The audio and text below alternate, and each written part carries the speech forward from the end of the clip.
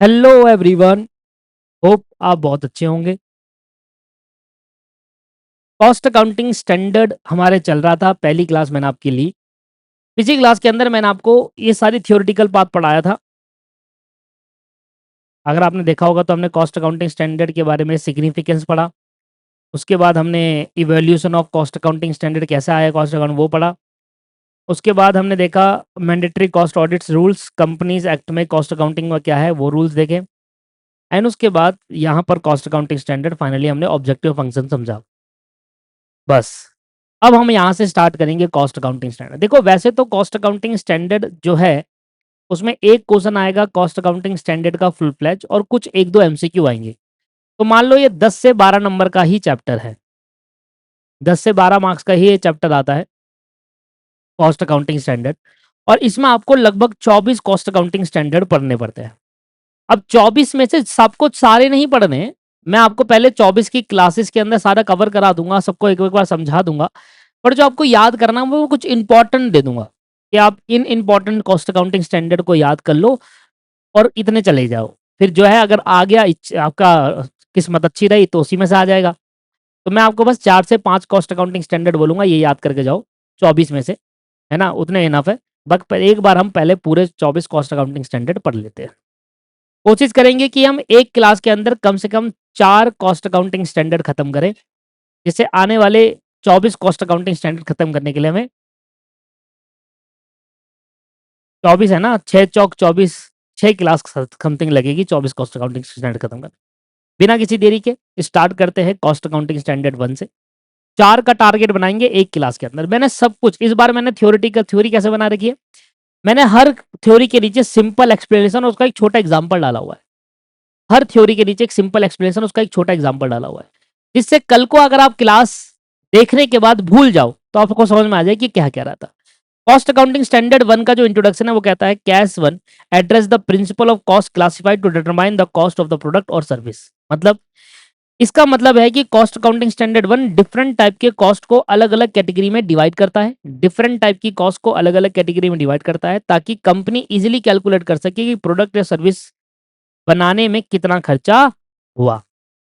Practical example, अगर एक bakery cake बनती है, अगर एक बेकरी केक बनाती है तो उसमें फ्लोर और शुगर का कॉस्ट मटेरियल कॉस्ट में आएगा। बेकर की सैलरी जो ब्रेकर केक बना रहा है उसको लेबर कॉस्ट में आएगा और इलेक्ट्रिसिटी बिल ओवरहेड कॉस्ट में आएगा। तो कॉस्ट अकाउंटिंग स्टैंडर्ड 1 का जो इंट्रोडक्शन है वो ये कहता है कि हम कॉस्ट को क्लासिफाई कर रहे हैं, जिससे हम इजीली बता पाए कि कौन सी कॉस्ट कहां पर आई थी, कौन सी कॉस्ट मटेरियल में आएगी, कौन सी कॉस्ट लेबर में आएगी, कौन सी कॉस्ट ओवरहेड के अंदर आएगी। इसका ऑब्जेक्टिव क्या है? The objective is to ensure uniformity. सारे कॉस्ट अकाउंटिंग स्टैंडर्ड का एक ही ऑब्जेक्ट है, याद कर लो बस, uniformity consistency in the classification of cost for disclosure of and presentation in cost. मतलब हर कंपनी एक ही स्टैंडर्ड फॉलो करे कॉस्ट को क्लासिफाई करने के लिए, जिससे रिपोर्ट क्लियर और कंपेरेबल हो। इससे कंफ्यूजन कम होता है और सब कंपनी का फॉर्मेट सिमिलर रहता है। यूनिफॉर्मिटी होना चाहिए, मतलब हर कंपनी एक जैसा ही कॉस्ट अकाउंटिंग स्टैंडर्ड फॉलो करे, हर कंपनी एक तरीके से ही कॉस्ट को क्लासिफाई करे, मटेरियल लेबर ओवरहेड, है ना, इस तरीके से। इससे डिस्क्लोजर जो होता है, रिपोर्ट क्लियर और अंडरस्टैंडेबल और कंपेरेबल होती है। एग्जाम्पल, मान लो अगर दो मोबाइल मैन्युफैक्चरिंग कंपनी है और सेम कॉस्टिंग रूल फॉलो करे तो दोनों कंपनी का कॉस्ट रिपोर्ट इजीली कंपेयर किया जा सकता है। अगर दोनों company same costing rules follow करती है तो दोनों कंपनी के जो कॉस्ट रिकॉर्ड्स है, दोनों कंपनी की जो कॉस्ट रिपोर्ट्स है, उनको आप इजीली कंपेरेबल कर सकते हो। रॉ मटेरियल कॉस्ट अलग कैटेगरी में, वर्कर की सैलरी अलग कैटेगरी में, फैक्ट्री इलेक्ट्रिसिटी अलग कैटेगरी में, इस तरीके से डालेगा तो दोनों कंपनी इसी तरीके से डालेंगे। स्कोप की बात कर लेते हैं। Apply to cost accounting standard required classification, presentation, disclosure including those need attestation. मतलब जब भी कंपनी कॉस्ट रिपोर्ट बनाएगी और उसमें कॉस्ट का प्रॉपर फॉर्मेट दिखाया होगा या वेरीफाई, अटेस्ट मतलब क्या होता है, अटेस्टेशन मतलब वेरीफाई करवाना होगा, तब कैश 1 अप्लाई होगा। तो कैश 1 कब अप्लाई होगा? मतलब जब भी कंपनी कॉस्ट रिपोर्ट बनाएगी, है ना, और उसमें कॉस्ट का प्रॉपर फॉर्मेट में दिखाना होगा, कॉस्ट को प्रॉपर फॉर्मेट में दिखाना होगा और कॉस्ट रिपोर्ट बनाएगी तो उसको अटेस्ट करवाने के लिए कॉस्ट अकाउंटिंग स्टैंडर्ड 1 अप्लाई किया जाएगा। ठीक है जी। जैसे एक मैन्युफैक्चरिंग कंपनी अपनी ईयरली कॉस्ट रिपोर्ट बनाती है तो उसमें रिपोर्ट में मटेरियल कॉस्ट अलग दिखाओगे, लेबर कॉस्ट अलग दिखाओगे, फैक्ट्री, तो ये क्या है सर? ये कॉस्ट का प्रॉपर फॉर्मेट है, जैसे कॉस्ट शीट है, तो उस तरीके से कैश वन अप्लाई होगा। तो कैश वन आपको यही बता रहा है क्लासिफिकेशन ऑफ कॉस्ट, कॉस्ट को सही तरीके से क्लासिफाई कर। अब कुछ डेफिनेशंस आ जाती है, और ये वो डेफिनेशंस हैं जो ऑलरेडी बेसिक की क्लास के अंदर पढ़ चुके हैं। बताओ, जब मैंने आपको बेसिक की क्लास पढ़ाई थी, class number 1, introduction of cost accounting, वहां पर मैंने आपको एबनॉर्मल कॉस्ट के बारे में बताया था, एडमिनिस्ट्रेशन ओवरहेड के बारे में बताया था, ये सारा, क्योंकि ये मैं कॉस्ट अकाउंटिंग स्टैंडर्ड कब करा रहा हूं, जब पूरा कोर्स खत्म हो गया है तब करा रहा हूं। क्या आपको एडमिनिस्ट्रेशन ओवरहेड के बारे में पता है? यस। कन्वर्जन कॉस्ट कौन सी होती है? जहां पर लेबर और ओवरहेड मिला दो तो कन्वर्जन कॉस्ट होती है।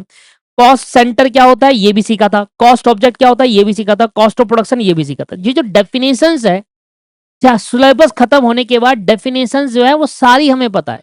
आइए एक बार और देख लेते हैं डेफिनेशन को, जल्दी से क्विक रिवीजन कर लेते हैं। ऐसी कॉस्ट जो नॉर्मल बिजनेस कंडीशन में नहीं होती और अनएक्सपेक्टेड होती है, उसको एबनॉर्मल कॉस्ट कहते हैं। फैक्ट्री में फायर लगने से लेकर मटेरियल का नुकसान होने तक सारी कॉस्ट क्या होगी? Abnormal cost. एडमिनिस्ट्रेशन ओवरहेड क्या है? ऑफिस से और मैनेजमेंट के खर्चे। ऑफिस और मैनेजमेंट से रिलेटेड इनडायरेक्ट एक्सपेंस को एडमिनिस्ट्रेशन ओवरहेड कहते हैं, जैसे कि ऑफिस का rent, manager salary, office electricity bill, ये सारी एडमिनिस्ट्रेशन ओवरहेड है। कन्वर्जन कॉस्ट मतलब क्या है? रॉ मटेरियल को फिनिश प्रोडक्ट में कन्वर्ट करने के लिए जो कॉस्ट इंकर्ड होती है उसको कन्वर्जन कॉस्ट कहते हैं, जिसमें दो कॉस्ट इंक्लूड होती है, लेबर की और ओवरहेड की। तो लेबर कॉस्ट और फैक्ट्री के एक्सपेंस जो कि ओवरहेड है, वो क्या बन जाते हैं? कन्वर्जन कॉस्ट बन जाता है। तो जब भी बड़ा है कन्वर्जन कॉस्ट, तो वो दो चीज से मिलकर बना है, लेबर और ओवरहेड से। फिर कॉस्ट सेंटर क्या होता है? कंपनी का वो डिपार्टमेंट या सेक्शन जहां पर कॉस्ट इंकर्ड होती है उसको मेजर किया जाता है, उसको कॉस्ट सेंटर कहते हैं। कंपनी का वो डिपार्टमेंट या वो सेक्शन जहां पर कॉस्ट इंकर्ड हो रही है, जैसे प्रोडक्शन डिपार्टमेंट या मेंटेनेंस डिपार्टमेंट, इधर कॉस्ट इंकर्ड होती है नहीं है, तो ये प्रोडक्शन डिपार्टमेंट या मेंटेनेंस डिपार्टमेंट क्या कहलाएंगे? कॉस्ट सेंटर कहलाएंगे। कॉस्ट ऑब्जेक्ट क्या होता है? वो आइटम, कॉस्ट ऑब्जेक्ट क्या होता है? वो आइटम या सर्विस जिसके लिए कॉस्ट कैलकुलेट की जाती है, वो आइटम या सर्विस जिसके लिए कॉस्ट हम कैलकुलेट कर रहे हैं। जैसे एक चेयर है, जैसे एक चेयर, एक मोबाइल फोन या रिपेयर सर्विस का कॉस्ट ऑब्जेक्ट है। एक चेयर की कॉस्ट निकालना, एक मोबाइल की कॉस्ट निकालना, जिसकी हम कॉस्ट निकाल रहे हैं वो हमारे लिए क्या है? कॉस्ट ऑब्जेक्ट है। कॉस्ट ऑफ प्रोडक्शन, प्रोडक्ट बनाने की टोटल मैन्युफैक्चरिंग कॉस्ट को कॉस्ट ऑफ प्रोडक्शन कहते हैं। कॉस्ट शीट में पढ़ाई है हमने, जिसमें material cost, labour cost, factory overhead जल जाए तो क्या बन जाता है? Cost of production. क्या ये हमने पढ़ा है या नहीं पढ़ा? इसलिए फायदा है कॉस्ट अकाउंटिंग स्टैंडर्ड को। यस सर, याद है ये सब, बहुत बढ़िया। इसलिए फायदा हमें इसको लास्ट में पढ़ने का। Principle of classification of cost क्या होता है? Cost are classified based on nature, traceability to the cost object, function, behaviour, production, operation, the scheme, insurance, ये सारे पढ़ाए हैं मैंने आपको। Cost on are classified on the basis of nature, sir पहला चैप्टर ही मेरा यही था, क्लासिफिकेशन ऑफ कॉस्ट, जिसके अंदर मैंने आपको अलग अलग, मतलब कंपनी के हर एक्सपेंस को किसी न किसी कैटेगरी में डिवाइड करना जरूरी होता है ताकि कॉस्टिंग सिस्टम क्लियर और ऑर्गेनाइज रहे। जैसे कि यहां पर हमने देखा, वुड परचेज करा, मटेरियल कॉस्ट, कारपेंटर की सैलरी, लेबर कॉस्ट, फैक्ट्री का रेंट दिया, indirect cost, office salary, administration cost, advertisement करा, सेलिंग कॉस्ट। क्या हमने कॉस्ट शीट के अंदर ये नहीं पढ़े? और कॉस्ट शीट तो हमारा दूसरा चैप्टर था, पहले चैप्टर में सब पढ़ाया हुआ, देखो ये सारी चीजें, इसलिए हमारा जो कॉस्ट अकाउंटिंग स्टैंडर्ड 1 है ना, वो पहले ही खत्म हो जाता है। बस एक बार आपको रिव्यू दो। सर नेचर के हिसाब से हमने कॉस्ट को किसके बेसिस बांटा? 3 बेसिस, मटेरियल, लेबर और एक्सपेंस। ट्रेसेबिलिटी के हिसाब से डायरेक्ट और इनडायरेक्ट कॉस्ट। प्रोडक्ट फंक्शन के हिसाब से production cost, production overhead, administration overhead, selling and distribution overhead, research and development overhead. Nature और बिहेवियर के हिसाब से fixed, variable, semi variable cost. और नेचर और प्रोडक्टिविटी ऑपरेशन मतलब batch cost, process cost, operation cost, contract cost, joint cost, ये सारे एक एक चैप्टर डिटेल में करे हुए हैं। तो क्या इनको मुझे दोबारा बताने की जरूरत है क्या? नहीं।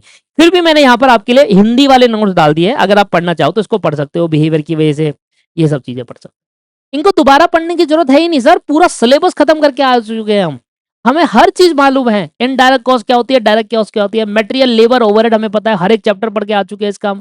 प्रोसेस कॉस्ट, जॉइंट कॉस्ट, आपके पास ऑपरेटिंग कॉस्ट, कॉन्ट्रैक्ट कॉस्ट, ये सब पता है हमें।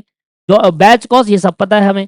ठीक है, बाद वेरिएबल, फिक्स्ड और सेमी वेरिएबल, ये भी पता है हमें। तो सारी चीजें हमें पता है दोस्तों।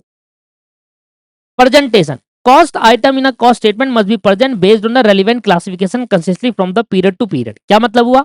मतलब कंपनी को हर साल या फिर हर अकाउंटिंग पीरियड में सेम मेथड फॉलो करना चाहिए कॉस्ट को दिखाने के लिए, ताकि रिपोर्ट कंपेयर करना इजी हो पाए। कंपनी को हर साल सेम मेथड से काम करना चाहिए, ये नहीं कि मेथड चेंज करते रहे। पिछले साल जिस तरीके से काम किया था, जिस तरीके से कॉस्ट रिपोर्ट बनाई थी, अगले साल भी तो हर साल सेम तरीके से कॉस्ट रिपोर्ट बनाई, जिससे आप पिछले साल का डाटा इस साल कंपेयर कर पाओ। इसको प्रेजेंटेशन कहा गया। अगर कंपनी इस साल रॉ मटेरियल कॉस्ट को मटेरियल कॉस्ट कैटेगरी में शो करती है और नेक्स्ट ईयर इसको सेम कैटेगरी में शो करना चाहिए, इसलिए मैनेजमेंट ऑडिटर इजीली कंपैरिजन कर सकते हैं। अगर मान लीजिए रॉ मटेरियल की कॉस्ट इस बार मटेरियल कॉस्ट में शो करा और अगले साल भी मटेरियल कॉस्ट में शो करोगे तो ही आप कंपेयर कर पाओगे, इसलिए अंडरस्टैंडेबल कंपेरेबल ऑडिट में आसानी रहती है, इसको कहते हैं प्रेजेंटेशन। अब आ जाता है डिस्क्लोजर। जब भी कोई कॉस्ट अकाउंटिंग स्टैंडर्ड खत्म होगा, डिस्क्लोजर पे खत्म होगा। Change in cost classification are allowed only if required by law or compliances with this standard. Material change must be disclosed in a cost statement. क्या बोला इसका इंग्लिश में लिखा हुआ, हिंदी में लिखा है। मतलब कंपनी अपनी मर्जी से बार बार कॉस्टिंग मेथड चेंज नहीं कर सकती। अगर इंपॉर्टेंट चेंजेस किया गया है तो उसकी इंफॉर्मेशन अलग से रिपोर्ट में क्लियरली बतानी पड़ेगी। समझ में आया? बार बार या तो पहले तो बार बार मेथड चेंज नहीं होगा, और अगर आपने एक बार मेथड चेंज कर भी दिया है तो अलग से रिपोर्ट में बतानी पड़ेगी क्लियरली। पहले कंपनी इलेक्ट्रिसिटी एक्सपेंस को फैक्ट्री ओवरहेड में शो करती थी, लेकिन नए लॉ के अकॉर्डिंग अब इसको अलग कैटेगरी में दिखाना पड़ा। तो कंपनी के कॉस्ट स्टेटमेंट में मेंशन करना होगा कि क्लासिफिकेशन मेथड में चेंज हुआ है और उसको इंपैक्ट क्या है, मतलब इलेक्ट्रिसिटी कॉस्ट अब कहीं और पर दिखा रहे हैं, ये बताना होगा। This is called disclosure. क्या आपको समझ में आया? ये हो गया जी पहला कॉस्ट अकाउंटिंग स्टैंडर्ड खत्म। बड़ा सिंपल था, पहला कॉस्ट अकाउंटिंग स्टैंडर्ड खत्म हो गया। बताइए कोई doubt?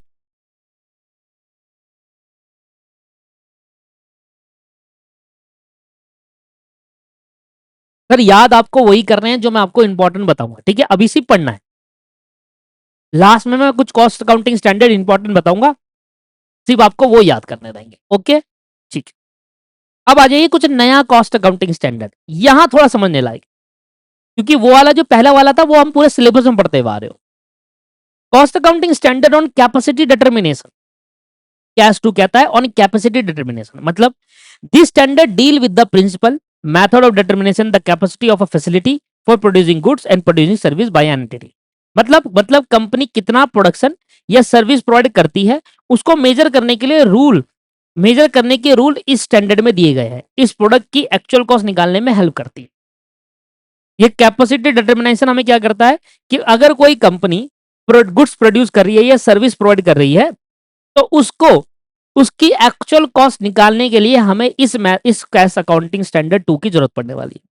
This standard deal with the principle and method of classification and determination of capacity of an entity for ascertaining the cost of product और सर्विस। किसी भी प्रोडक्ट या सर्विस की कॉस्ट को असर्टेन करने के लिए हमें क्या चाहिए होगा? हमें क्लासिफिकेशन चाहिए होगा कॉस्ट का, हमें डिटर्मिनेशन चाहिए होगी कैपेसिटी की, ठीक है? ये सब चीजें चाहिए होगा, प्रिंसिपल पता होने चाहिए, रूल्स पता होने चाहिए। तो ये कॉस्ट अकाउंटिंग स्टैंडर्ड हमारी हेल्प करेगा किसी भी प्रोडक्ट या सर्विस की एक्चुअल कॉस्ट निकालने में।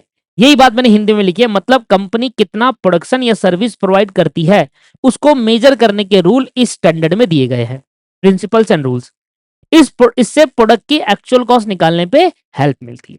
एग्जाम्पल देखो, एक फैक्ट्री की मशीन एक दिन में 1000 बोतल बना सकती है, ये इसकी कैपेसिटी है, 1000 बना सकती है। एक फैक्ट्री में एक मशीन 1000 बोतल बना सकती है। अगर फैक्ट्री में 800 बोतल बनती है तो उसकी कैपेसिटी 800 यूनिट होगी। बाकी 200 यूनिट क्या मानी जाएगी? अनयूज्ड कैपेसिटी मानी जाएगी। इसी को कैपेसिटी डिटर्मिनेशन कहा जाता है। ऑब्जेक्टिव क्या है? The objective of this standard, इस स्टैंडर्ड का ऑब्जेक्टिव है uniformity consistency in the principle and method of determination capacity, reasonable accuracy. Uniformity and consistency हर कॉस्ट अकाउंटिंग स्टैंडर्ड के ऑब्जेक्टिव होता है। मतलब कंपनी कैपेसिटी कैलकुलेट करने के लिए सेम टाइम के रूल फॉलो करे जिससे कैलकुलेशन एक्यूरेट और कंपेरेबल हो सके। यूनिफॉर्मिटी और कंसिस्टेंसी का मतलब क्या है? यूनिफॉर्मिटी मतलब जो आपकी कंपनी जो रूल्स एंड स्टैंडर्ड फॉलो कर रही है, मेरी कंपनी भी वही रूल्स एंड स्टैंडर्ड फॉलो करेगी जिससे आपका और मेरा डाटा कंपेयर हो सकते हैं दो कंपनी का। कंसिस्टेंसी का मतलब है कि पिछले साल जो हमने रूल फॉलो करा इस साल भी हमें वही करना चाहिए, अगले साल भी वही करना चाहिए। कंसिस्टेंसी में यही रूल फॉलो करने चाहिए, इससे क्या होगा? डाटा एक्यूरेट निकलेगा और कंपेरेबल हो पाएगा। ये ऑब्जेक्टिव होता है हर कॉस्ट अकाउंटिंग स्टैंडर्ड का। एग्जांपल भी देखो, जैसे दो सीमेंट फैक्ट्री है, अगर same capacity calculation method use करे तो दोनों की प्रोडक्शन इफिशिएंसी को इजीली कंपेयर किया जा सकता है। आप भी कॉस्ट अकाउंटिंग स्टैंडर्ड 2 लगा रहे हो कैपेसिटी को डिटरमाइन करने के लिए, मैं भी कॉस्ट अकाउंटिंग स्टैंडर्ड 2 लगा रहा हूं कैपेसिटी को डिटरमाइन करने के लिए। हम दोनों की सीमेंट कंपनी है, अब हमारी दोनों की एक ही स्टैंडर्ड फॉलो हो रहा है तो इसलिए प्रोडक्शन इफिशिएंसी आपकी और मेरी कंपेयर की जा सकती है। मान लीजिए फैक्ट्री ए की कैपेसिटी 5000 बैग पर डे की है, क्या मैं 5000 बैग पर डे बना लेता हूं, आप 4500 बैग पर डे बना रहे हो, तो आप कम कम बना रहे हो इसलिए आप कंपेयर करोगे मेरे से और आप कोशिश करोगे और इंप्रूव हो, ठीक है ना? ये तब हो सकता है जब ऑब्जेक्टिव सेम हो दोनों company. Scope, this standard shall be applied to the cost statement including those recurring assertion which require determination of capacity for ascertaining the assignment of overhead। क्या मतलब, वही कहानी, अटेस्टेशन करना पड़ेगा। ठीक है, मतलब जब कंपनी को फैक्ट्री या बिजनेस ओवरहेड को प्रोडक्ट या सर्विस में डिवाइड करना होता है तब कैपेसिटी कैलकुलेशन के लिए ये स्टैंडर्ड फॉलो किया जाता है। दोबारा सुनो, मतलब जब कंपनी को फैक्ट्री या बिजनेस ओवरहेड को, फैक्ट्री के या बिजनेस के ओवरहेड को प्रोडक्ट या सर्विस में डिवाइड करना होता है, ओवरहेड में हमने पढ़ा था ना प्राइमरी डिस्ट्रीब्यूशन सेकेंडरी, वो डिवाइड करना होता है, तो ये वाला कॉस्ट अकाउंटिंग स्टैंडर्ड हमें फॉलो करना पड़ता है। एग्जाम्पल सुनो, मान लीजिए फैक्ट्री का मंथली रेंट 1 लाख रुपए, फैक्ट्री की टोटल कैपेसिटी 10,000 पर यूनिट की है, तो आप क्या करेंगे, 1 लाख को 10,000 से डिवाइड करके निकाल लेंगे। अब कैपेसिटी कैसे डिटरमाइन करेंगे, capacity shall be determine in terms of unit of production और सर्विस और इक्विवेलेंट मशीन और मैन आवर।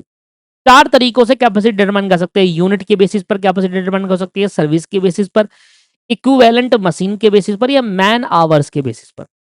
मतलब कंपनी की प्रोडक्शन कैपेसिटी को अलग अलग वे में मेजर किया जा सकता है, जैसे कितना प्रोडक्ट बन सकता है, कितनी सर्विस दी जा सकती है, मशीन आवर कितने चलती है, वर्कर कितने घंटे काम करते हैं। इन चारों के बेसिस पर कैपेसिटी को डिटरमाइन किया जा सकता है।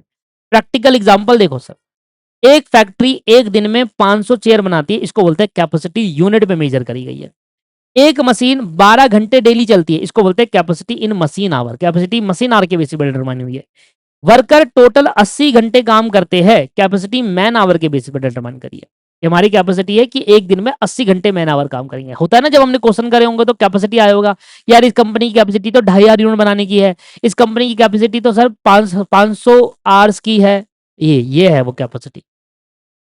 इसमें आता है एक installed capacity. Installed capacity usually determine on the basis of technical specification of facility, technical evaluation, capacity individual और inter relation production and operation centre, operational constraint, capacity of critical machine and equipment, operation constraint, capacity of critical machine. एक ही है दोनों। Sir इधर समझो, वो ऊपर का छोड़ो, इधर समझो। इंस्टॉल कैपेसिटी का मतलब है कि फैक्ट्री या प्लांट मैक्सिमम कितना प्रोडक्शन कर सकता है अंडर आइडल कंडीशन। ये मशीन या फैसिलिटी की टेक्निकल एबिलिटी पर डिपेंड करता है। किस पर डिपेंड करता है, मशीन या फैसिलिटी की टेक्निकल एबिलिटी पर, कि भाई टेक्निकली वो मशीन कैसी है, टेक्निकली एबिलिटी कैसी है उस मशीन की। तो एक इंस्टॉल कैपेसिटी का मतलब है एक फैक्ट्री में, एक या एक प्लांट में मैक्सिमम कितना प्रोडक्शन हो सकता है, उसको इंस्टॉल कैपेसिटी कहते हैं। एक जूस फैक्ट्री की मशीन टेक्निकली 10,000 बोतल एक दिन में बना सकती है। आप कितनी बनाते हो वो अलग है, बना सकती है। मशीन पावर के बेस पर डिपेंड करता है, ये प्रोडक्शन लाइन स्पीड के बेसिस पर, इंपॉर्टेंट मशीन की लिमिट भी बेसिस पर। ये नहीं कि आप मशीन चलाए जा रहे हो रोक ही नहीं रहे, उसको खराब हो जाएगी वो। तो मशीन की लिमिट होती है कुछ, उसकी प्रोडक्शन पावर होती है, उसकी स्पीड होती है, प्रोडक्शन स्पीड, उसके बेसिस पर ये डिसाइड होता है कि वो एक मशीन मैक्सिमम कितना बोतल बना सकती है, 10,000 बोतल, ये इसकी इंस्टॉल्ड कैपेसिटी है। फिर आता है नॉर्मल कैपेसिटी। मुझे ऐसा याद है कि कहीं ना कहीं मैंने ये आपको पढ़ाया हुआ है, याद है, मुझे ऐसा याद है कि किसी चैप्टर में मैंने आपको ये पढ़ाया हुआ है, इंस्टॉल कैपेसिटी या नॉर्मल कैपेसिटी, मुझे ध्यान नहीं आ रहा। Normal capacity determine after suitable adjustment to the install capacity. Install capacity के अंदर कुछ एडजस्टमेंट करना पड़ता है हमें, और जब हम इंस्टॉल कैपेसिटी में कुछ एडजस्टमेंट करते हैं तो आ जाता है नॉर्मल कैपेसिटी। जैसे कि कौन कौन सा एडजस्टमेंट करना होगा, जैसे time loss due to schedule preventing of plan maintenance. आपने कोई मेंटेनेंस कराया, मेंटेनेंस में जो टाइम बर्बाद हुआ वो आप एडजस्ट कर लो। नंबर ऑफ शिफ्ट और मशीन आवर और मैन आवर में चेंज आया। हॉलीडे, नॉर्मल शटडाउन डे या normal time lost in batch change over. आपने एक बैच से दूसरे बैच में चेंज करने में जो टाइम बर्बाद हुआ वो। तो मतलब जो हमारी 10,000 बोतल की कैपेसिटी थी ना, वो तब करता है अगर मैं इतने घंटे काम करता। कुछ घंटे हमारे बर्बाद हो गए जिसकी वजह से हम उतना बना नहीं पाए, ये है नॉर्मल कैपेसिटी। भैया इनको आप रोक नहीं सकते। लंच ब्रेक रोक सकते हो क्या आप? नहीं रोक सकते। आपको टाइम टू टाइम मशीन का मेंटेनेंस करना होगा, रोक सकते हो क्या? नहीं रोक सकते। सर ये चीज है आपके पास किया जाएगा, और इन जब तक ये चल रहे होंगे घंटे, इसमें कोई प्रोडक्शन नहीं होगा, तो वो नॉर्मली हम 10,000 बोतल नहीं बना सकते, नॉर्मली थोड़ी कमी बनेगी। नॉर्मल कैपेसिटी का मतलब है प्रैक्टिकल कंडीशन में फैक्ट्री कितना प्रोडक्शन नॉर्मली कर सकती है। इसमें मेंटेनेंस, हॉलीडे, मशीन स्टॉपेज जैसे नॉर्मल लॉस को कंसीडर किया जाता है। जैसे कि एक फैक्ट्री की इंस्टॉल कैपेसिटी 10,000 यूनिट बोतल बनाने का पर मंथ का, अब इसमें मेंटेनेंस लगा जिससे 500 यूनिट का लॉस हुआ, जिससे हॉलीडे की वजह से 300 यूनिट बन सकती थी, वो लॉस हुआ, और बैच सेटअप चेंज करने की 200, तो 500 300 200 हटा दो, तो कितना आ गया 500 300 1000, तो 1000 यहाँ से हटाते हो तो 9000 रुपये आपकी normal capacity. Machine hour rate निकालते समय पड़े थे, बहुत बढ़िया। समझ में आया नॉर्मल कैपेसिटी? दो बातें हैं।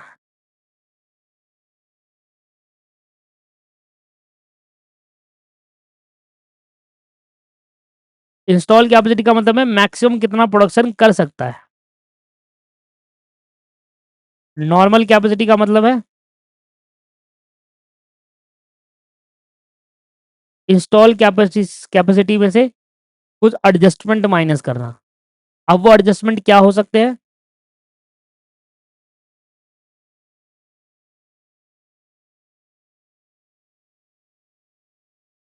वो एडजस्टमेंट हो सकता है कि मशीन स्टॉप हो गई जिसकी वजह से इतने यूनिट बर्बाद हुए, हॉलीडे हुआ जिसकी वजह से इतने यूनिट बर्बाद हुए, है ना, मेंटेनेंस कराया था, मेंटेनेंस के टाइम पर प्रोडक्शन नहीं होगा तो इतने यूनिट बर्बाद हुए। वो एडजस्टमेंट करने के बाद बिल निकल जाएगा नॉर्मल कैपेसिटी। अब आ जाते हैं कॉस्ट अकाउंटिंग स्टैंडर्ड 3 जो कि डील करता है प्रोडक्शन ऑन ऑपरेशन ओवरहेड। है तो बहुत सिंपल, बहुत छोटे हैं। फाइनल में तो दोस्तों आप समझो, जब आप फाइनल में आओगे और फाइनल में आके फाइनल के ग्रुप 4 में है ये कॉस्ट ऑडिट वाले चैप्टर में, वहां पर आपको सारे ही कॉस्ट अकाउंटिंग स्टैंडर्ड पढ़ने पड़ते हैं और क्वेश्चन कॉस्ट अकाउंटिंग स्टैंडर्ड के बेस पर ही आते हैं। तो फाइनल में आप ये नहीं कह सकते कि यार मैं नहीं पढ़ता इनको। 24 के 24 पढ़ने पड़ेंगे और पेपर में 24 में से कम 10 से 15 में से क्वेश्चन उसी में से आते हैं। तो सारे पढ़ने पड़ते हैं और डिटेल में पढ़ने पड़ते हैं। या तो चलो अभी ऊपर ओवरव्यू है, ये मैं नहीं कह रहा, ये बुक ने लिखा है कि हम आपको सिर्फ ओवरव्यू पढ़ा रहे हैं। फाइनल में आना फोर्थ ग्रुप में, वहां पर पढ़ाएंगे आपको डिटेल में। तो ये जो मैं पढ़ा रहा हूँ आपको लग रहा होगा यार सर वैसे तो सर बहुत डिटेल में कराते हैं, ये कॉस्ट अकाउंटिंग स्टैंडर्ड इतने डिटेल में क्यों नहीं करा रहे? क्योंकि इंस्टीट्यूट हमें खुद कहता है सिर्फ आपको ओवरव्यू पढ़ना है। तो मैं ओवरव्यू ही बता रहा हूँ कि बेसिक बेसिक छोटा छोटा क्या मतलब है, राइट? आपको भी लग रहा होगा यार ये तो बहुत डिटेल में कराते हैं सर, आज क्या हो गया? आज इसलिए हो गया क्योंकि हमें इसको डिटेल में नहीं पढ़ना है। जब हम फाइनल में इसको पढ़ाते हैं बहुत डिटेल में चर्चा कराते हैं। कॉस्ट अकाउंटिंग 3 जो होता है वो आपको बताता है प्रोडक्शन या ऑपरेशन ओवरहेड से related. Address principle and method of determining production operation overhead. Operation और प्रोडक्शन ओवरहेड को डिटरमाइन करने के जो मेथड्स और प्रिंसिपल होता है वो कॉस्ट अकाउंटिंग स्टैंडर्ड 3 में लिखा गया है। फोकस करता है क्लासिफिकेशन पे, मेजरमेंट में, असाइनमेंट में और डिस्क्लोजर पे। जैसे कि सिंपल एक्सप्लेनेशन देखो, मतलब फैक्ट्री या ऑपरेशन से रिलेटेड जो इनडायरेक्ट एक्सपेंस को कैसे क्लासिफाई करें और कैलकुलेट करना है, उनको प्रोडक्ट या सर्विस पे कैसे डिवाइड करना है, ये कॉस्ट अकाउंटिंग स्टैंडर्ड 3 बताएगा। कॉस्ट अकाउंटिंग स्टैंडर्ड 3 क्या बता रहा है? इनडायरेक्ट एक्सपेंसेस को, जो प्रोडक्शन या ऑपरेशन रिलेटेड इनडायरेक्ट एक्सपेंस है ना, उनको कैसे क्लासिफाई करे, पहला। दूसरा कैसे कैलकुलेट करे, एंड तीसरा उनको प्रोडक्ट और सर्विस में कैसे डिवाइड करे। ये सारी बातें कॉस्ट अकाउंटिंग स्टैंडर्ड 3 में लिखी गई है।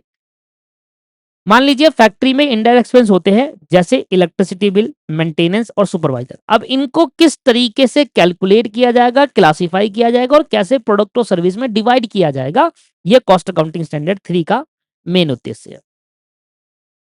ऑब्जेक्टिव देखो, the objective is to ensure uniformity और कंसिस्टेंसी। बात घूमकर वही आ जाती है। फिर उसके बाद कहां पर आएगा? जो कॉस्ट अकाउंटिंग स्टैंडर्ड का नाम है वो बोल दो। इन डिटरमिनाइंग प्रोडक्शन और इन डिटरमाइनिंग प्रोडक्शन और ऑपरेशन ओवरहेड, ऑपरेशन और प्रोडक्शन ओवरहेड को डिटरमाइन करने पे uniformity, consistency with reasonable accuracy. और हर लाइन कॉपी है सर ये।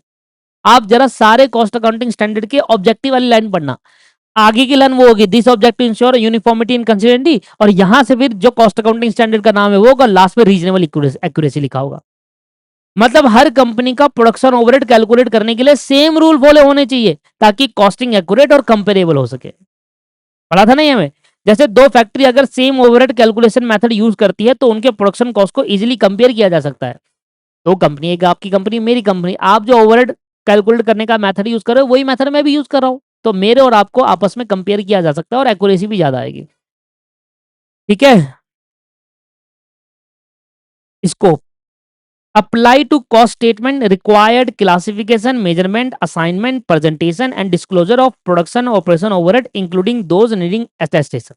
मतलब जब कंपनी प्रोडक्शन ओवरहेड को प्रॉपरली क्लासिफाई और रिपोर्ट करती है और रिपोर्ट को वेरीफाई करवाना होता है, अटैच करवाना होता है, तो कॉस्ट अकाउंटिंग स्टैंडर्ड 3 फॉलो किया जाता है। तो जब भी कंपनी को प्रोडक्शन ओवरहेड को क्लासिफाई करना होगा, रिपोर्ट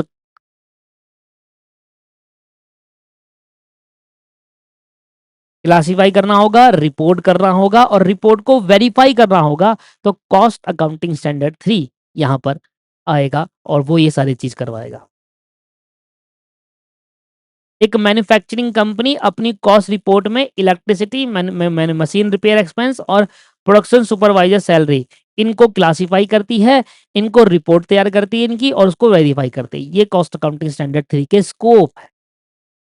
अब कुछ डेफिनेशन आ जाती है, जैसे कि फिर से डेफिनेशन में हमें पढ़नी है इस वाले कॉस्ट अकाउंटिंग स्टैंडर्ड में। देखो, हर कॉस्ट अकाउंटिंग स्टैंडर्ड की अपनी कुछ डेफिनेशन होती है जो उस कॉस्ट अकाउंटिंग स्टैंडर्ड को समझाने में हेल्प मिलती है।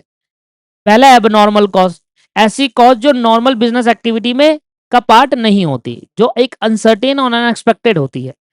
जैसे फैक्ट्री के अंदर फ्लड आ जाना, मटेरियल डेथ से डैमेज हो गए, फैक्ट्री में आग लग जाना, ये एक एबनॉर्मल सिचुएशन है और इस पे आने वाले खर्च कॉस्ट जो होगी एबनॉर्मल कॉस्ट माना जाएगा।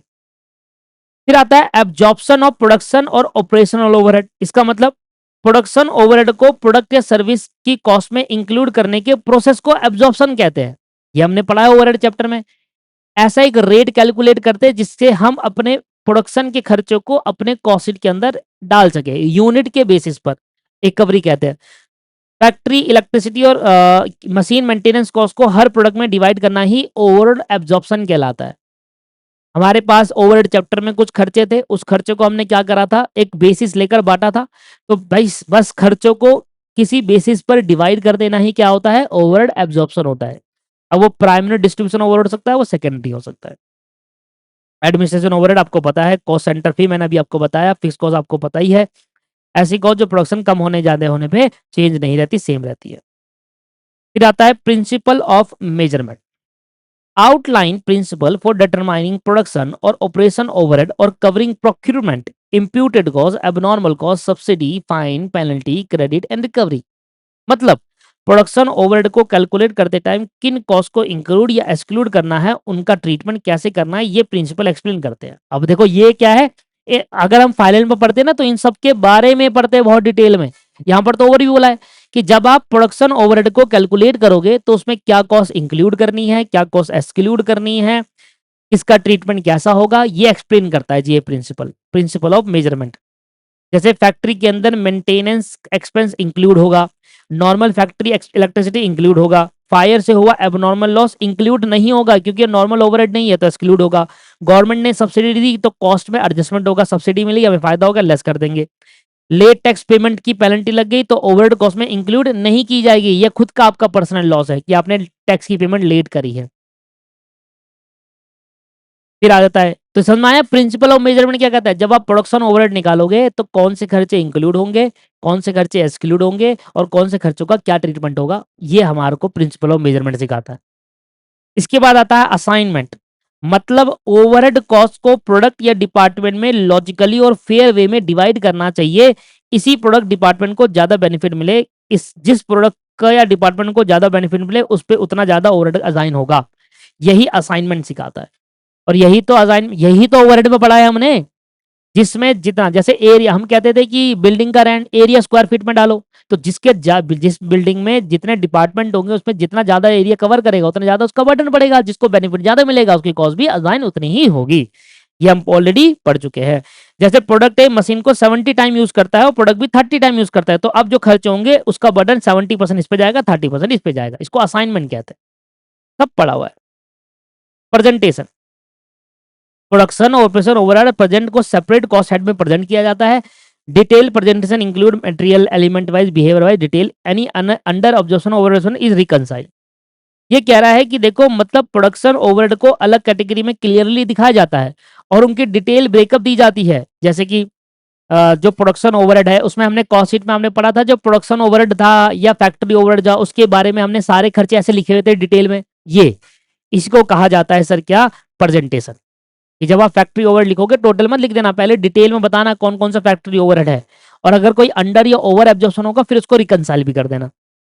अगर कोई एक्चुअल ओवरहेड या एब्जॉर्ब ओवरहेड में डिफरेंस हो तो उसको आदमी आके एडजस्ट किया जाएगा और एक्सप्लेन किया जाता है। जैसे कि फैक्ट्री ओवरहेड है तो इस फैक्ट्री ओवरहेड में कौन कौन से खर्चे आया, इलेक्ट्रिसिटी का expense, maintenance expense, supervisor salary, total overhead. अगर प्रोडक्शन सिर्फ 95,000 रुपए का है तो 5,000 रुपए अंडर एब्जॉर्प्शन होगा और फिर इसको एडजस्ट करेंगे। और अंडर एब्जॉर्प्शन या ओवर एब्जॉर्प्शन के ट्रीटमेंट भी हमने ओवरहेड चैप्टर में पढ़ा था। फिर आता है जी disclosure. Disclosure include the basis of assignment, foreign exchange transaction, dealing with the related party, subsidy credit, abnormal cost absorption overhead, change in a cost accounting principle. मतलब कंपनी को कॉस्ट रिपोर्ट में इंपॉर्टेंट कॉस्टिंग इन्फॉर्मेशन क्लियरली बतानी होती है। Disclosure का मतलब क्या है? इस प्रिंसिपल से रिलेटेड अगर कोई ट्रांजैक्शन चेंज आता है, किसी ट्रांजैक्शन के अंदर चेंज आता है या कोई ट्रांजैक्शन से इंपैक्ट ज्यादा आता है, तो उसको अलग से क्लियरली बताओ, ताकि यूजर को प्रॉपर अंडरस्टैंडिंग मिले और ट्रांसपेरेंसी मेंटेन रहे कि भैया देखो यहाँ पर हमारे पास इंपॉर्टेंट कॉस्टिंग इन्फॉर्मेशन थी, इसलिए हमने अलग से जाकर बता दिया आपको। जैसे एक कंपनी अपनी कॉस्ट स्टेटमेंट में मेंशन करती है कि ओवरहेड मशीन आवर के बेस पर असाइन किए हैं, अलग से बता दिया। फॉरेन सप्लायर से मटेरियल परचेज हुआ है, अलग से बता दिया। गवर्नमेंट से सब्सिडी रिसीव हुई है, अलग से बता दिया। फायर की वजह से एबनॉर्मल लॉस हुआ है, अलग से बता दिया। 10,000 का ओवरहेड जो है अंडर एब्जॉर्प्शन है, अलग से बता दिया। और कॉस्टिंग मेथड में चेंज किया है, वो भी अलग से बता दिया। इसको डिस्क्लोजर कहा जाता है। बताइए दोस्तों, समझ में आया नहीं आया? लास्ट में एक कॉन्सेप्ट आता है इफेक्टिव डेट। इफेक्टेड फ्रॉम 1 अप्रैल 2016 फ्रॉम preparation and certification of general purpose cost accounting statement. मतलब 1 अप्रैल 2016 के बाद से जो भी general purpose cost accounting statement बनेंगे, उनमें इस स्टैंडर्ड को फॉलो करना जरूरी होगा। तो जब ये कॉस्ट अकाउंटिंग स्टैंडर्ड आया तो उसने बोला 1 अप्रैल 2016 के बाद जितने भी कॉस्ट सेट बनेंगी, जितने भी कॉस्ट स्टेटमेंट बनेगी, उसमें इस अकाउंटिंग स्टैंडर्ड को फॉलो करना पड़ेगा। अगर किसी कंपनी का फाइनेंशियल ईयर 2016-17 की कॉस्ट स्टेटमेंट प्रिपेयर की है, तो उसको कैश 3 स्टैंडर्ड के रूल के हिसाब से ही फॉलो करना पड़ेगा और प्रिपरेशन और क्लासिफिकेशन करना पड़ेगा कॉस्ट शीट के अंदर। बताइए सर, क्लियर? सबसे इंपॉर्टेंट है अब कैप्टिव कंजम्पशन। यहां तक समझ में आया?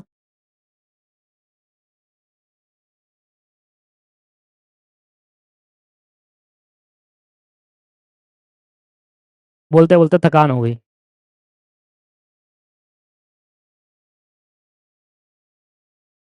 बोलो जी। अब आ जाते हैं कॉस्ट अकाउंटिंग स्टैंडर्ड 4 में, जिसको बोलते हैं कॉस्ट ऑफ प्रोडक्शन और कैप्टिव कंजम्पशन। मोस्ट इंपॉर्टेंट है ये वाला, इंपॉर्टेंट है ये वाला, पेपर में बार कभी कभी पूछ लेता है, तो इस पे जरा फोकस करिए। This standard was issued to specify the principle for determination of cost of production for valuation of goods meant captive consumption is required under central excise valuation। ये रूल के अकॉर्डिंगली आया था। Clarify that captive consumption cost calculation will be cash for only. जिसमें introduction of goods and service tax अगर आता है with effect for make, फालतू है। यहाँ पढ़ो, नीचे मैंने समरी में लिखा हुआ है। Cost accounting standard for product की बनाने की एक्चुअल कॉस्ट कैलकुलेट करने के रूल देता है। किसी भी प्रोडक्ट की एक्चुअल कॉस्ट कैलकुलेट करने के जो रूल बताए गए हैं, वो कॉस्ट अकाउंटिंग स्टैंडर्ड 4 में बताए गए हैं। पहले ये मेनली कैप्टिव कंजम्पशन के लिए यूज होता था, यानी जब कंपनी अपना प्रोडक्ट खुद यूज करती थी। मतलब कंपनी क्या करती थी, पहले कैप्टिव कंजम्पशन के लिए यूज करती थी। मतलब ये जो कॉस्ट अकाउंटिंग स्टैंडर्ड है सिर्फ कैप्टिव कंजम्पशन के लिए यूज होता था पहले। इसका मतलब होता है, कैप्टिव कंजम्पशन का मतलब होता है जब कंपनी अपना प्रोडक्ट खुद बनाएगी और खुद ही यूज करेगी। जीएसटी आने के बाद कैप्टिव कंजम्पशन का इंपॉर्टेंस कम हो गया, लेकिन प्रोडक्शन कॉस्ट कैलकुलेट करना है अब भी वही इंपॉर्टेंट है। तो कैप्टिव कंजम्पशन का यूज, तो जीएसटी आने के बाद क्या हुआ कि कैप्टिव कंजम्पशन वाला जो कॉन्सेप्ट है उसका यूज होना कम हो गया, कि जरूरी नहीं है कि भैया कि मैं प्रोडक्ट बनाऊंगा तो मैं ही यूज करूं, मैं बाहर बेच दूंगा। तो जीएसटी आने के बाद ये आसान हो गया कि अब प्रोडक्ट बनाने के बाद बाहर बेचने लग गए, तो इसका कैप्टिव कंजम्पशन का यूज कम हो गया। पर जो प्रोडक्ट की कॉस्ट कैलकुलेट करने के लिए भी ये यूज होता था, वो तो अभी भी इंपॉर्टेंट है। एक स्टील कंपनी स्टील शीट बनाती है और उन शीट को मार्केट में बेचने के लिए बजाय अपनी ही कार्बन मैन्युफैक्चरिंग यूनिट यूज करती है। इस सिचुएशन में स्टील शीट की प्रोडक्शन कॉस्ट कैलकुलेट करनी पड़ेगी, और ये कैलकुलेशन कैश फॉर प्रिंसिपल के अकॉर्डिंगली होगा। समझ में आया? कैप्टिव कंजम्पशन का मतलब क्या है? भाई मेरी स्टील कंपनी है और मेरी स्टील कंपनी स्टील बनाती है। अब वो बाहर नहीं बेचती, वो अपने ही प्रोडक्शन में अपनी ही कंपनी के कार बनाने का में यूज करती है उन स्टील को। तो अब मुझे बताओ उस स्टील की कॉस्ट क्या मानी जाएगी? इसलिए कैश फॉर यूज होता है। समझ में आया कैश फॉर कहां पर यूज हो रहा है? भाई ऑब्जेक्टिव अभी भी वही है, uniformity and consistency in the principle and the method of determining cost of production and acquisition और सप्लाई ऑफ द गुड्स और provision required under the provision of GST rule या एक्ट। मतलब सब company same costing rule follow करे ताकि goods और service की cost accurate और कंपेरेबल हो। स्पेशली जीएसटी लॉ के अकॉर्डिंग करना पड़ेगा। क्योंकि इसमें जीएसटी लॉ का इम्पैक्ट आ गया। दो कंपनी सेम टाइप का प्रोडक्ट बनाती है, अगर दोनों सेम कॉस्टिंग मेथड यूज करेगी तो raw material cost, labour cost और बाकी सारी कॉस्ट भी इजीली कंपेयर हो पाएगी। ठीक है, फिर आता है डेफिनेशन। कॉस्ट ऑफ प्रोडक्शन का डेफिनेशन क्या है? प्रोडक्ट बनाने की टोटल मैन्युफैक्चरिंग कॉस्ट को कॉस्ट ऑफ प्रोडक्शन कहते हैं, जिसके अंदर मटेरियल, लेबर और फैक्ट्री ओवरहेड होता है। कैप्टिव कंजम्पशन का मतलब क्या है? जब कंपनी अपने ही बनाए हुए गुड्स को खुद यूज करती है इंस्टेड ऑफ सेलिंग, उसको कैप्टिव कंजम्पशन कहा जाता है। जैसे मैंने आपको बताया कि टाटा कंपनी स्टील भी बनाती है और टाटा कंपनी कार भी बेचती है, तो टाटा कंपनी ने स्टील मैन्युफैक्चरिंग करी और अपनी ही कंपनी में उसको कार में यूज कर लिया, इसको कहते हैं कैप्टिव कंजम्पशन। नॉर्मल कैपेसिटी, एक मशीन टेक्निकली 10,000 यूनिट बना सकती है, लेकिन मेंटेनेंस और हॉलीडे के बाद नॉर्मली 8,500 रह जाती है। ये हमने पढ़ा था नॉर्मल कैपेसिटी, अभी इंस्टॉलमेंट से एडजस्टमेंट करना पड़ता है। अब स्कोप क्या है इसका? This standard should apply to cost statement which required classification, measurement, assignment, presentation, disclosure of related. भाई ये लाइन कॉपी याद कर लेना, अब हर किसी के लिए सेम लग रही है। Determination of cost of production of goods, determination of cost of acquisition of, भाई जो गुड्स हमने एक्वायर करे उसकी कॉस्ट निकालना, जो गुड्स हमने प्रोड्यूशन करे उसकी कॉस्ट निकालना, जो गुड्स हमने सप्लाई करे उसकी कॉस्ट निकालना, ये सारी जो गुड्स हमने सप्लाई या प्रोविजन के लिए यूज करे उसकी कॉस्ट निकालना। मतलब जीएसटी के अंडर जब goods and service cost, actual cost या उस वैल्यू को कैलकुलेट करनी होती है, तब ये स्टैंडर्ड फॉलो किया जाता है। एक फर्नीचर कंपनी है, वुड परचेज करती है तो कॉस्ट ऑफ एक्विजिशन कहा ही जाएगा। चेयर मैन्युफैक्चर करती है तो कॉस्ट ऑफ प्रोडक्शन कहा जाएगा। कस्टमर को डिलीवरी करती है, कॉस्ट ऑफ सप्लाई है। रिपेयर सर्विस प्रोवाइड करती है तो कॉस्ट ऑफ सर्विस है। तो इन सब के कॉस्ट को डिटरमाइन करने के लिए इस वाले कॉस्ट अकाउंटिंग स्टैंडर्ड को फॉलो किया जाता है, और यहाँ पर ये वाला कॉस्ट अकाउंटिंग स्टैंडर्ड भी खत्म होता है।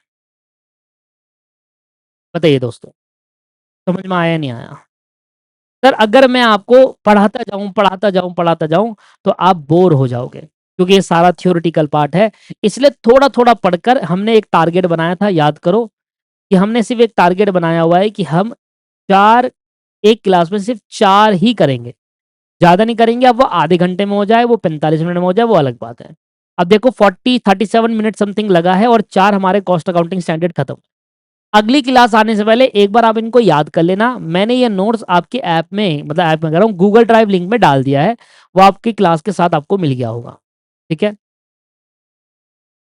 तो 4 कॉस्ट अकाउंटिंग स्टैंडर्ड पढ़ेंगे हर क्लास में और 6 क्लास में खत्म करेंगे इसको। कोई हमें जल्दीबाजी नहीं है। देखो अगली क्लास में हम 5वां कर लेंगे। अब देखो 5वां थोड़ा बड़ा है, तो हो क्या रहा है कि किसी में कुछ बड़े हैं, जैसे अब ये छठा, 5वां थोड़ा छोटा है, पर छठा देखो ज्यादा बड़ा है। अब छठा बड़ा है तो 7वां 8वां छोटा होगा। देखो छठा बहुत बड़ा है, ठीक है, पर 7वां देखो 7वां छोटा होगा। यहाँ 7वां भी बड़ा है जी। तो अगली क्लास में मुझे लग रहा है 1 घंटा लग ही जाएगा। 8वां बिल्कुल ही छोटा है। 8वां कॉस्ट अकाउंटिंग स्टैंडर्ड देखो, शुरू हुआ और खत्म हो गया, यहाँ से शुरू हुआ और यहाँ खत्म हो गया। तो वो कवर हो जाएगा। इसलिए 4-4 का मैंने एक रूल बना लिया कि भैया 4 करो क्लास खत्म करो, 4 करो क्लास खत्म करो, 3 दिन में खत्म हो जाएगा। एक दिन में 2 क्लास ले रहे हैं हम, 3 दिन के अंदर खत्म हो जाएगा। ठीक है, चलो, तो आज का टारगेट हमारा खत्म हो गया। नेक्स्ट क्लास में जो हमारी दिन की क्लास होगी उसमें बाकी 4 करेंगे, और बाकी टारगेट ऐसे करके हम 3 दिन में चैप्टर खत्म कर देंगे। ठीक है दोस्तों, चलिए मिलते हैं नेक्स्ट क्लास में। आज के लिए इतना ही रखते हैं। Have a nice day, bye bye and take care, thank you.